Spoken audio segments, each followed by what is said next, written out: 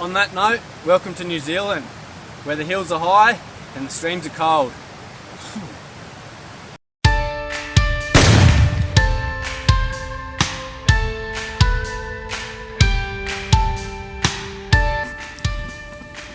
That was the best pack of noodles yet.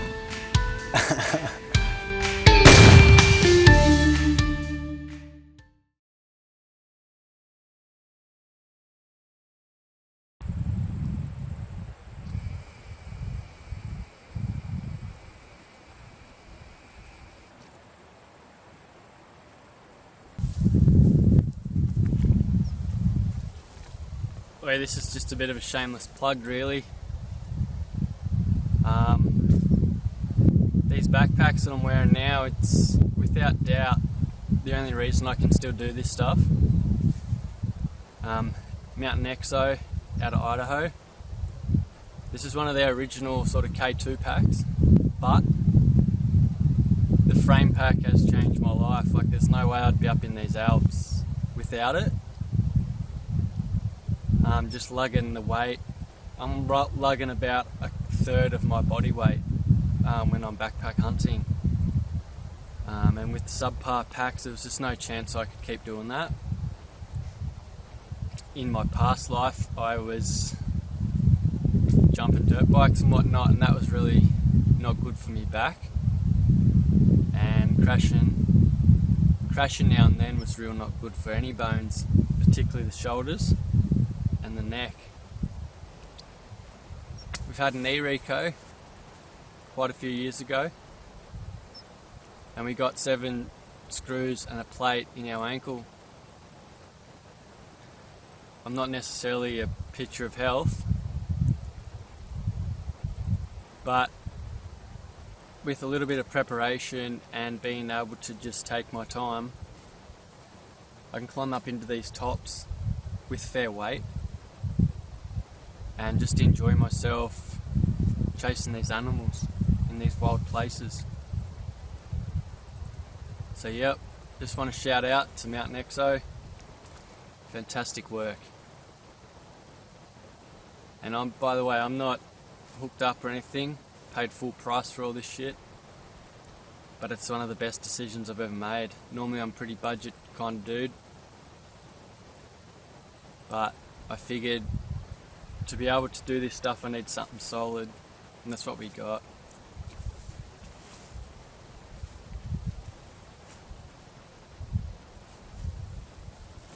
So on that note, hooroo.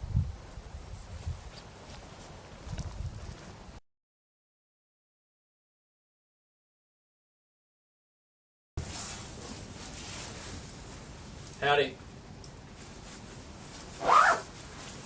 So I've recently talked about my backpack and what it means to me. It means I wouldn't be doing this without it.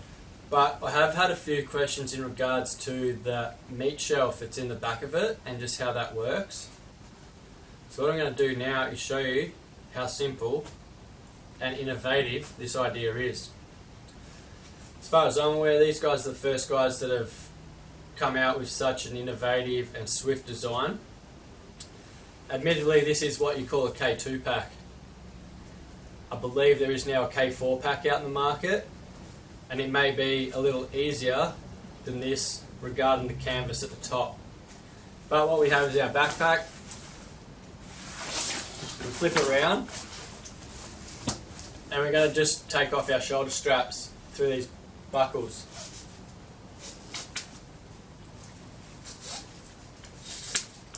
So now our shoulder straps are released from the bag. Then next we have up here a Velcro strap that runs across the top of it. All we do with that is peel it off and flip it over the buckles. Then we have our shit attached to the bag with all our buckles that we're going to undo. So that's 2 on the side.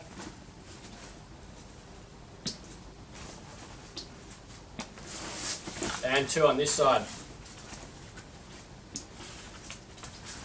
So now the bag comes apart. Then we have some straps on our external frame.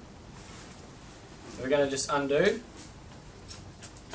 and this will come into play later when we're tying down our 2 back legs or 1 back leg, depending how strong you are.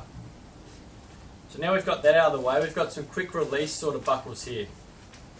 They just slide out and come away. Sensational. Now what we have is our load shelf. And this is where we'll pack in our leg, and then we'll bring up and reattach to the top, making sure that it's not drooping any lower than the bag and that it's nice and firm. Yep. From there we can then secure our load with these buckles here. You might go across or you might crisscross them, depending on the load and what's in there. Then it's quite simply just role reversal. Although you can't put the Velcro strap on top, that is not to be put up and it just won't, so don't try. Instead, you have your side buckles and they will come around said legs and you'll secure that down nice and tight. That then keeps our bag with our load ready for the shoulder straps to be reconnected.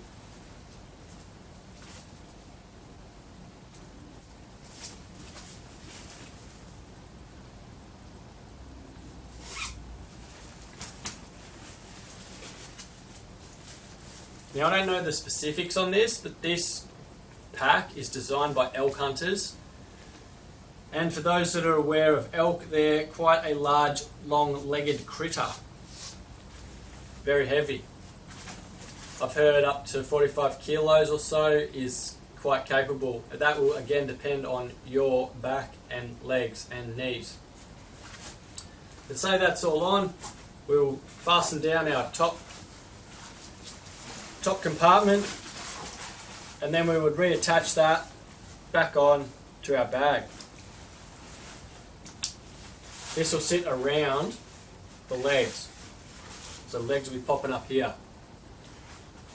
Boom, boom.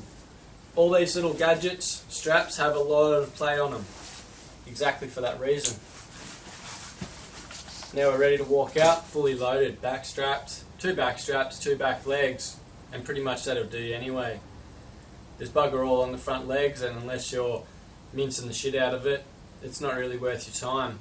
It's not really worth your while pulling whole animals out of the bush. You might as well go and shoot a couple more does.